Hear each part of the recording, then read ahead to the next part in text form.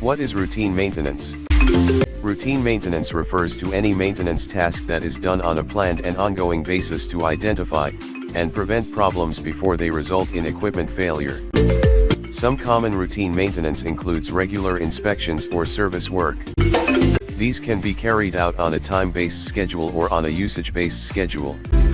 Routine maintenance tasks are usually fairly straightforward. They typically do not require specialized maintenance training, skills, or equipment to complete. Because of that, routine maintenance can be carried out by staff outside of the maintenance department, such as machine operators.